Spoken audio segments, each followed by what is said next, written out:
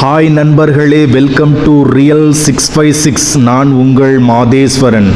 நம்ம எல்லோரும் லைஃப்பில் ஏதோ ஒரு கட்டத்தில் லோன் வாங்கி இருப்போம். லோன் வாங்குறது எவ்வளவு ஈஸியோ அதை ரீபே பண்ணுறதுல சில சமயம் அதிகமான கஷ்டங்கள் இருக்கும். முக்கியமாக நம்மக்கிட்ட பணம் இருக்கும்போது லோனை சீக்கிரமாக க்ளோஸ் பண்ணலாம்னு நினச்சா பேங்க் ஒரு பெனால்ட்டி போடுவாங்க. ப்ரீபேமெண்ட் பெனால்ட்டி அப்படின்னு சொல்லுவாங்க. இது நிறைய பேருக்கு ஒரு பெரிய தலைவலியாக இருந்துச்சு. ஆனால் இனிமேல் அந்த கவலை வேண்டாம்.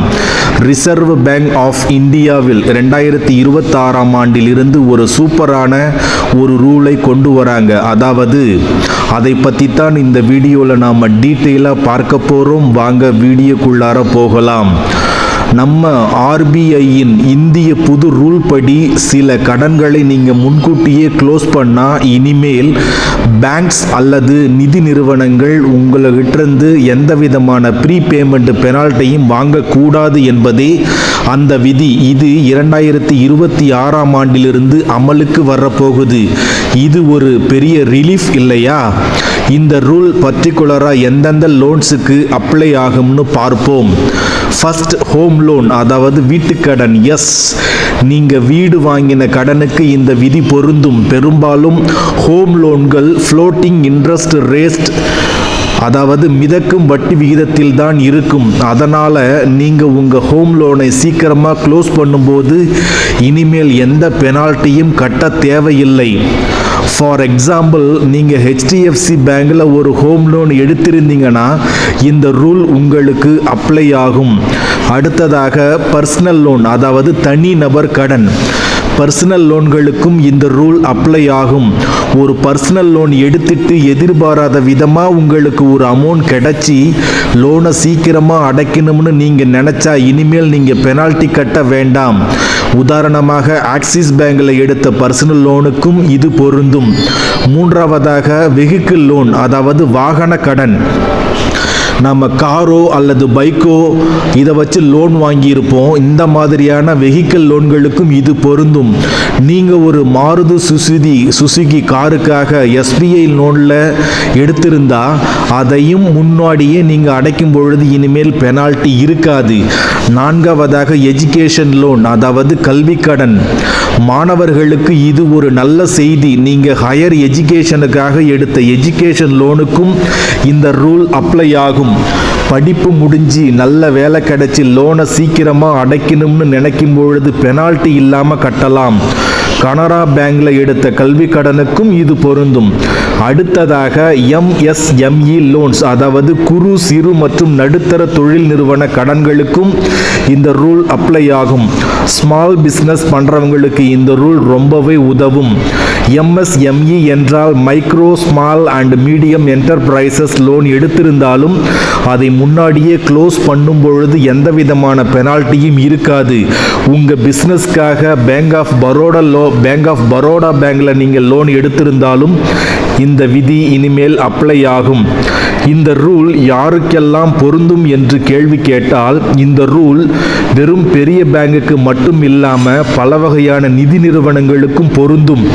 அதாவது ஆல் கமர்ஷியல் பேங்க்ஸ். உதாரணமாக ஸ்டேட் பேங்க் ஆஃப் இந்தியா, அதாவது SBI bank, ICICI bank, HDFC bank, axis bank போன்ற எல்லா பெரிய கமர்ஷியல் பேங்குக்கும் இந்த ரூல் அப்ளை ஆகும். அடுத்ததாக ரீஜினியல் ரூரல் பேங்க்ஸ், அதாவது கிராமிய வங்கிகள்.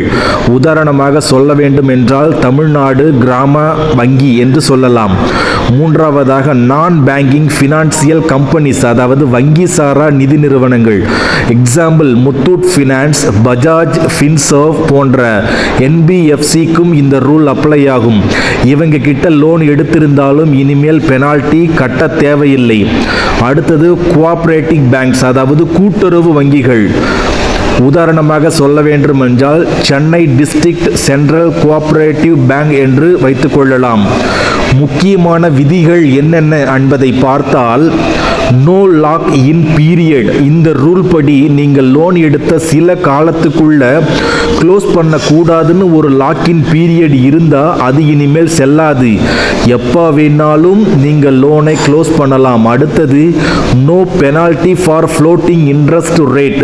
மிதக்கும் வட்டி விகிதங்களுக்கு அபராதம் இல்லை. இந்த விதி முக்கியமாக ஃப்ளோட்டிங் இன்ட்ரெஸ்ட் ரேட் மிதக்கும் வட்டி விகிதம் உள்ள லோன்ஸுக்கு தான் பொருந்தும். உங்கள் ஹோம் லோன், பர்சனல் லோன் எல்லாம் ஃப்ளோட்டிங் ரேட்டில் தான் பொதுவாக இருக்கும். அடுத்ததாக penalties have fixed interest rate. அதாவது நிலையான வட்டி விகிதங்களுக்கு அபராதம் நிச்சயமாக உள்ளது. ஒருவேளை நீங்கள் ஃபிக்ஸட் இன்ட்ரெஸ்ட் ரேட் நிலையான வட்டி விகிதம் லோன் எடுத்திருந்தால் அதுக்கு ப்ரீபேமெண்ட் பெனால்ட்டி இருக்கலாம். ஏன்னா ஃபிக்ஸட் ரேட் லோன்ஸில் பேங்க்ஸ் ஒரு குறிப்பிட்ட காலத்துக்கு ஒரு குறிப்பிட்ட வருமானத்தை எதிர்பார்க்கும். அடுத்ததாக applies to loans borrowed or renewal of loans. புதிய கடன்கள் மற்றும் புதுப்பிக்கப்பட்ட கடன்களுக்கும் இது பொருந்தும். உதாரணமாக நீங்கள் 2026ஆம் ஆண்டில் லோன் எடுக்கவிருந்தால் இந்த விதி உங்களுக்கு பொருந்தும். அடுத்ததாக 2024ஆம் ஆண்டு அல்லது 2025ஆம் ஆண்டில் நீங்கள் லோன் எடுத்திருக்கும் பட்சத்தில் ஜனவரி மாதம் 1ஆம் தேதியிலிருந்து அந்த லோனை நீங்கள் புதுப்பித்து கொண்டால் இந்த ரூல்ஸ் உங்களுக்கும் பொருந்தும். எனவே நண்பர்களே, இந்த ஆர்பிஐயின் புதிய விதி கடன் வாங்குபவர்களுக்கு ஒரு மிகப்பெரிய நிம்மதியை கொடுக்கும். இனிமேல் உங்ககிட்ட பணம் இருக்கும்போது பயம் இல்லாமல் லோனை சீக்கிரமாக க்ளோஸ் பண்ணலாம். இது நிதி சுதந்திரத்தை நோக்கி ஒரு பெரிய படி. இந்த தகவல் உங்களுக்கு பயனுள்ளதாக இருந்திருக்கும்னு நம்புகிறேன். இந்த வீடியோ உங்களுக்கு பிடிச்சிருந்தா ஒரு லைக் போடுங்க, உங்கள் ஃப்ரெண்ட்ஸ் அண்ட் ஃபேமிலி கூட ஷேர் பண்ணுங்க.